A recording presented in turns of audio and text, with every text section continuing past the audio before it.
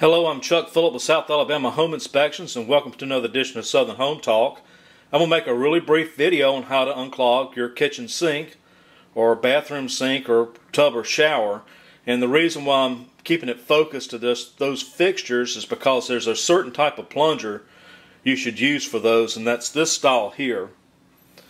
And you'll notice that this plunger has a horn on the very end. This is really specifically designed for the toilet only, even though this will work or could work on a sink. But not only that, but you kind of sort of want to keep these two styles of plungers separate from one another. And so the main reason why I wanted to do this, I've done some home inspections in the past, and I've noticed where the sinks are clogged, and the homeowner's actually aware of it.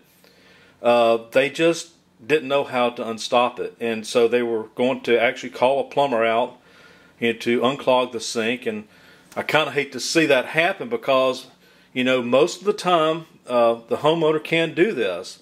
And not only that, you're probably going to pay over $100, maybe even $200 to get a plumber to come out and perform this unclog mission that you could probably do yourself. But I'm going to show you several different ways to attack that problem. And let's just hypothetically say, I wish the sink was kind of clogged so it would make it more illustrated. But let's pretend that the left side of the sink is clogged up, that you've got water, you know, halfway up in here. But you also notice that the right side, if you run water, well, the water runs on down. There's no problem there. So if that's the case, or vice versa, you know that the right side's clogged and the left side's not, and water runs down on the left, well, we're going to go underneath the sink and we're going to kind of point out where that clog could be. So we're going to stick with the left side being clogged up. And so if the left side is clogged, the right side drains, that tells you that the clog is going to be somewhere between the bottom of the strainer and right there. And if it was the right side, well, then it's going to be somewhere on this long side. The clog's going to be in this pipe as well.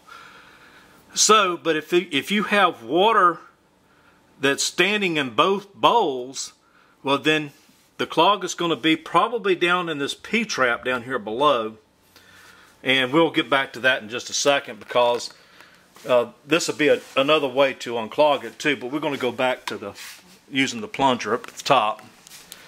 So anyway, the left side is clogged, and so what we're going to do is take a strainer and put that in the right side, and also run some water on top of it. And the reason we're doing this is so we'll have a good air seal on the right side. We're actually not drawing air from the top of it when we go to plunging. And so that's usually good enough. And so you want to hold this down with your hand, while at the same time plunging down. And if this does not unclog it, well, then it's time to move on to another method. And so let's say it's at night and you're tired, you want to go to bed. Well, this is actually kind of a plumber's trick that you probably haven't heard too much about, but you can take Dawn dishwashing liquid and take a coffee cup, pour it about halfway full, and then pour it in the standing water. And then maybe take the plunger and plunge it just a little bit. Go to bed. When you wake up the next morning, usually the water's gone. But if it's still standing, go back and try to plunge it again. And what this Dawn does is it makes it so slippery that the clog cannot hold on to the pipe any longer and just goes on down. Now, you can go to the store and purchase some drain openers. You'll see this one here says heavy duty, and it's even got a plastic bag on it, and that's kind of sort of give you the impression that it's strong. But anytime you can read on the bottle where it says safe for pipes, well, then it's not as strong as you may think it is.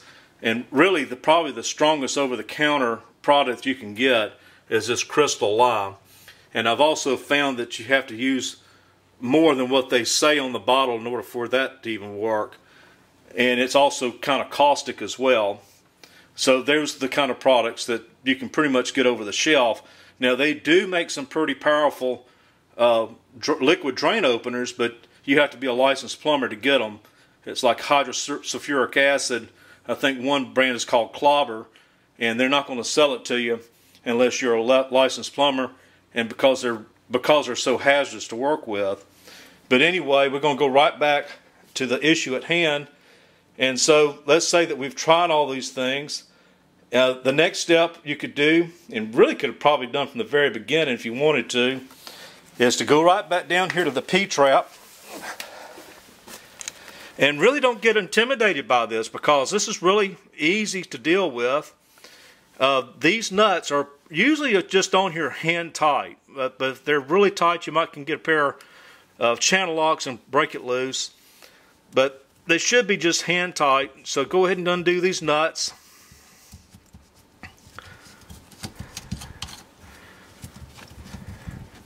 You also want to keep a bowl underneath here as well, because this has water in it. That's why it's called a trap. That's to keep sewer gas from coming back into the house.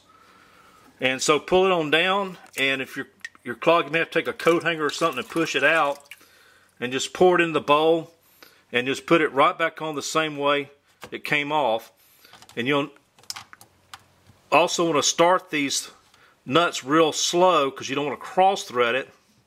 You also don't want to tighten them down at the same time either, because you may have to have a little motion in that in order to line up the other side.